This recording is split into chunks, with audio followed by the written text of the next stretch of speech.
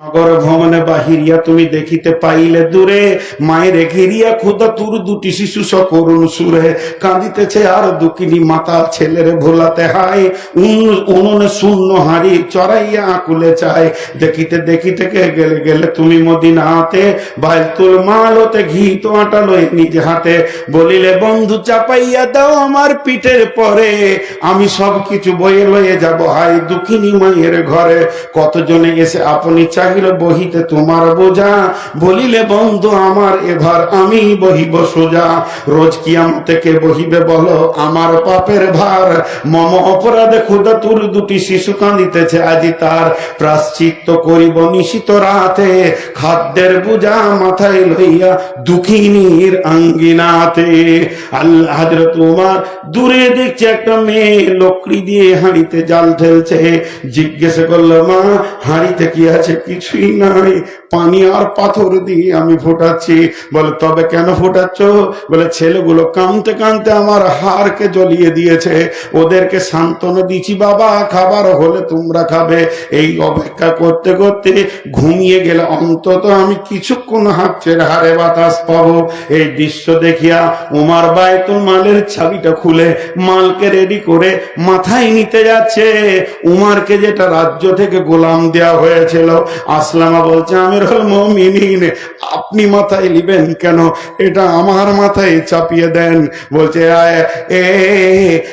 আসলামা ওই যে বাচ্চাগুলি খেতে পাইনি এ ব্যাপারে তোকে কিয়ামতের মাঠে প্রশ্ন হবে না প্রশ্নটা আমি উমরকে করা হবে অতএব মালটা যদি মাথায় করে নিয়ে যায় আর ওই গুনাহটা আল্লাহ যদি আমাকে মাফ করে দেয় আসলামা বলছে উমর নিজের হাতে জাল দিল আর ফুঁক দিয়েছে আমি দেখেছি উমরের দাড়ির ফাঁক দিয়ে ধোঁয়া বের হয়ে এসেছে এরপরে তাদেরকে খেজুর আর আটা দিয়ে হালুয়া বানিয়ে দিল রুটি বানিয়ে দিল হাজরাতে উমর কিছু দূর আঁধারে হেঁটে আসার পর বলছে আসলামা একটু দাঁড়াও যখন আসলামা দাঁড়ালো তখন ছেলেগুলো রুটি নিয়ে ছেঁড়াছিড়ি করছে উমর অঝর নয়নে কাঁদতে শুরু করলেন আসলামা বলতেন আমিরুল মুমিনিন আপনি ওদের খুশি দেখে কাঁদছেন কেন বলে ওরা ক্ষুধার্ত ছিল তখন কেন কাঁদননি বলে আমি এটা কাঁদি না এরা আসলামা ওদের মুখের হাসি আমার হৃদয়কে ঠান্ডা করে দিয়েছে এর জন্য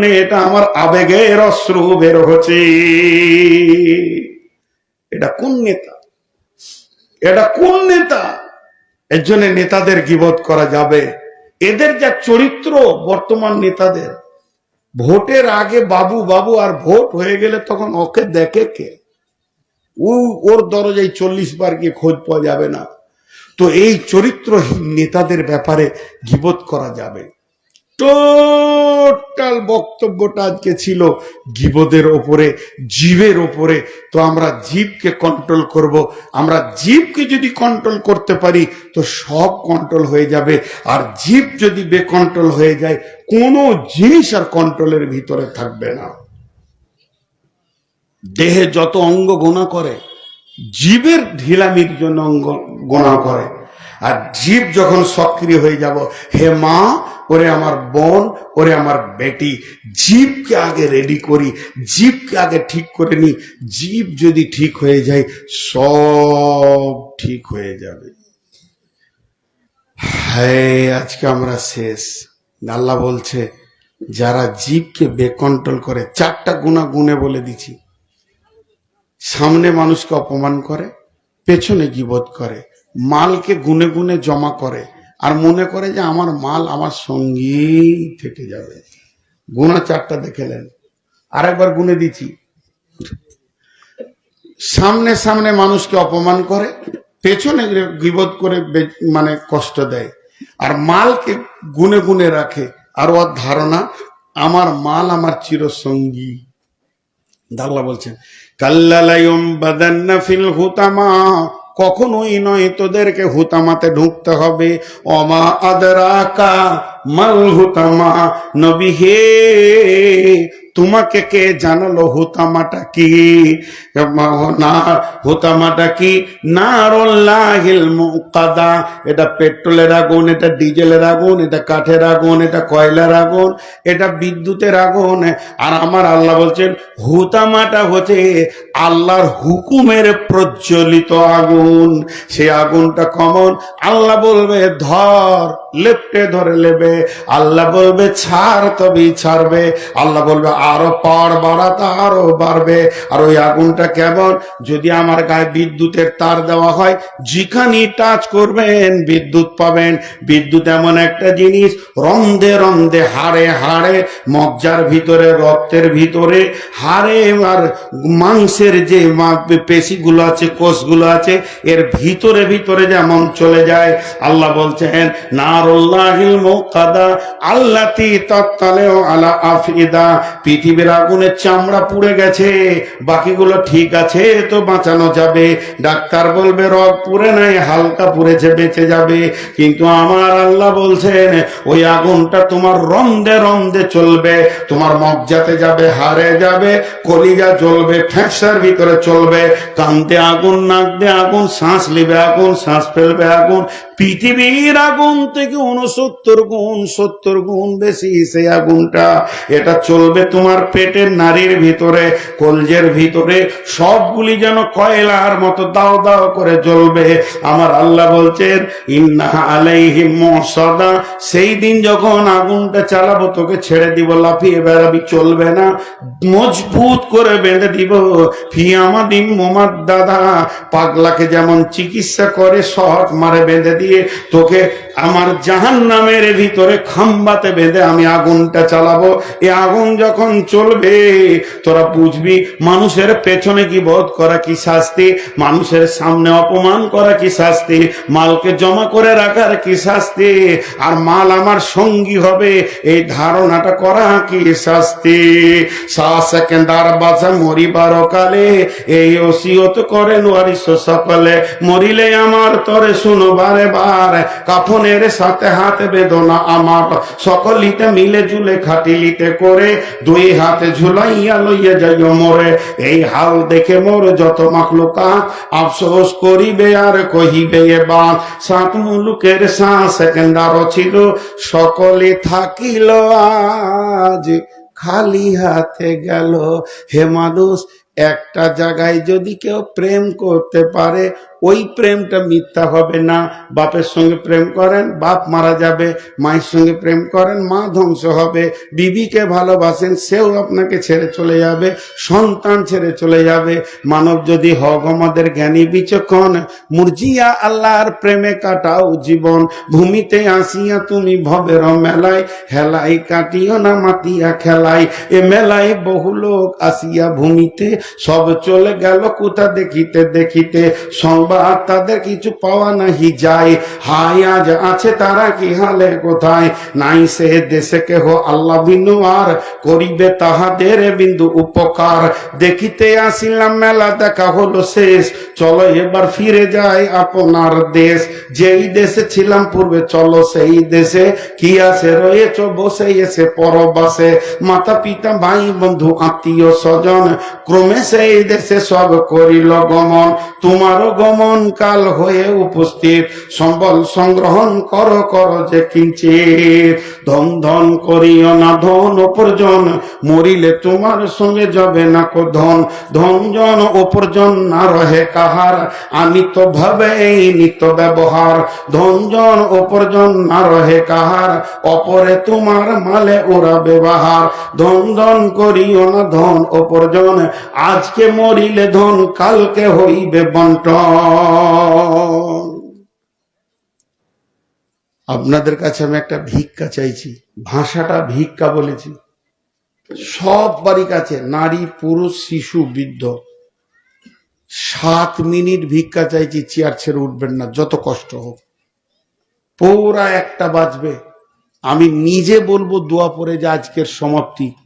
কিন্তু এই 7 মিনিটের ভিতরে আমি চাইছিলাম আপনাদের কাছে কিছু টাকা।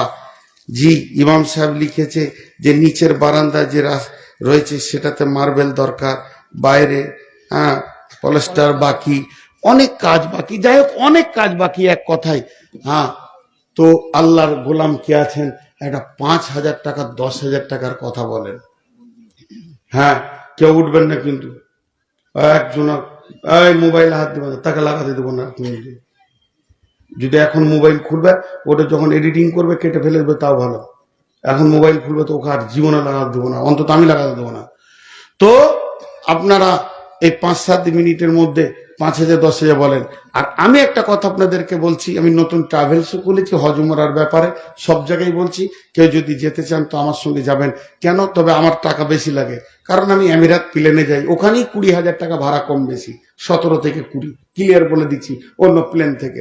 তারপরে তো খাওয়া দাওয়ার সেই মানদণ্ডে আছে, খুব লোয়ার থাকি না, খুব আপার থাকি না, মিডিলটা থাকি। খুব লোয়ারে 80,000 90,000 1 লাখ আছে, খুব আপারে 1,30,000 40 50 60 আছে, আমি 1,10,000 মধ্যে থাকি। তো যদি উমরা বা হজ করতে চান তো বলবেন। আর মক্কা মদিনার সফর, গোটা কোরআনটা মক্কা মদিনায় জন্ম নিয়েছে। মক্কা কি মদিনা কি এটা যদি না জানবো তা কোথা থেকে পাবো? এখন রাখো, আমি যখন বলবো তখন দেবে। তাহলে মক্কা কি মদিনা কি এটা আগে জানতে হবে। আর একটা জিনিস হাতে পায়ে ধরে বলবো, হজ বা উমরা করতে গেলে আলেম ছাড়া যাবেন না। আমাকে বাদ দেন, যে কোনো আলেমকে পান চলে যান। আপনার গ্রামের মসজিদে একজন মাস্টার, একজন ডাক্তার, একজন ইঞ্জিনিয়ার, একজন কোম্পানি, একজন নেতা এসছে, আর একজন গরিব আলেম এসছে, খুতবা কাকে দিতে দিবেন আর ইমামতি কাকে করতে দিবেন? ওই আলেমকে দিবেন, কারণ ও ওটা জানে। তো আপনি যে জায়গায় কোরআনের জন্ম, যে জায়গায় রসুলের জন্ম, ওই জায়গায় যাবেন। আর সাধারণ কোনো ট্রাভেলসের সঙ্গে চলে যাবেন, দালালের পাল্লায় চলে যাবেন না, খবরদার না।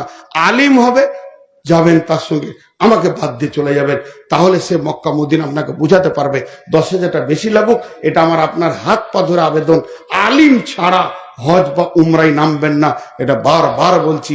মানে না, না মানেন বুঝে নেবেন। আপনার বাপ হতে পারে, আপনার বন্ধু হতে পারে, আপনার ভাই হতে পারে, যে বিজনেস করছে, তারপরেও যাবেন না। আলিমের সঙ্গে যাবেন, চোখে পানি আসবে। মক্কায় কি ঘটেছিল, রসুল কোন জায়গায় কি করেছিলেন, এটা আলিম বলতে পারবে, জাহেল পারবে না। বিধায় আলিমের সঙ্গে যাবেন। আর আমি ওই মক্কা মদিনাকে কেন্দ্র করে ছোট্ট একটা চটি বই লিখেছি, মাত্র 20 টাকা দাম, এবং 20 টাকা খুচরো নিয়ে বইটা নেবেন। দুই দিকে দুজন দাঁড়িয়ে থাকবে, একদম পেছনে যাওয়ার সময় নেবেন। এখন কেউ উঠবেন না, এখন কেউ উঠবেন না। এখন আমি আপনাদের সামনে যেটা পেতে চাইছি, 5,000 টাকা আল্লাহর কোন গোলাম 10 20 এদিকে আপারে যত দেবেন, আর নিচে আমি 5,000 1,000 চেয়েছি। আল্লাহর গোলাম কেউ আছেন কি দেনেওয়ালা? আল্লাহর গোলাম, রসুলের উম্মত, আমি 7টা মিনিট চেয়ে নিয়েছি আপনাদের কাছে, বেশি চাইনি। একজনও, এ মসজিদ আল্লাহর ঘর, যতটা পরিমাণ আপনি দেবেন অতটাই আপনার থেকে যাবে। আর বাকি যেগুলো ছেড়ে যাবেন সেগুলো আপনার ওয়ারিসের থাকবে। রাসূলুল্লাহ সাল্লাল্লাহু আলাইহি ওয়াসাল্লাম বলছে, তোমরা নিজের মাল বেশি ভালোবাসো না পরের মাল? সাহাবীরা বলে নিজের মাল। বলেন না, তোমরা পরের মাল ভালোবাসো। নিজের মাল তো তোমার ওটাই যেটা তুমি দান করছো, আর যেটা ছেড়ে গেছো তারা ভাগ করার জন্য বসে আছে। আল্লাহর গোলাম কেউ নাই। 1,000 টাকা থেকে আমি 5,000 বলছি। 1,000 2,000 3,000 4,000 5,000 দেনেওয়ালা কেউ নেই এতগুলি লোকের ভিতরে। জি ভাই, একজনও বলবেন না? 2,000 মাসাল্লাহ লিখে দেন, আপনাদের তো পরিচিত মানুষ। আর কেউ আছেন? আল্লাহর গোলাম, নগদ দিবেন তো ওটা লিখতে হবে না, আর যেগুলো লিখবেন হয়তো পরবর্তীকাল আপনাকে তুলতে হবে, ওই জন্য লিখবেন। মাশাআল্লাহ, 1,000 টাকা দিয়েছেন।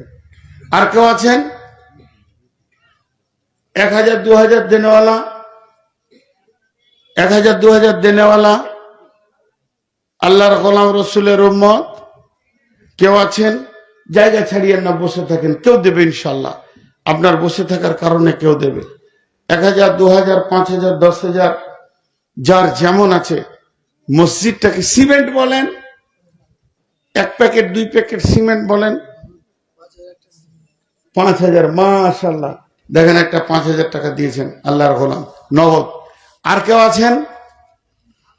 1 2,000 দেনেওয়ালা, 1 2,000 দেনেওয়ালা, 5,000 দেনেওয়ালা। জি, আল্লাহর গোলাম রসুলের উম্মত কেউ আছেন? দেন বলেন। আল্লাহর জন্য বলেন, আল্লাহর হস্তে বলেন। মা বোনেরা, আপনাদের ওখানে চাদরের ব্যবস্থা যেটা আছে, কমিটি করেছে, সেখানে আপনারা দিতে থাকেন। আমি আপনাদের কাছে আবদার করছি, একটা 500 টাকা, একটা 100 টাকা আপনারা ওই চাদরের মধ্যে দিতে থাকবেন।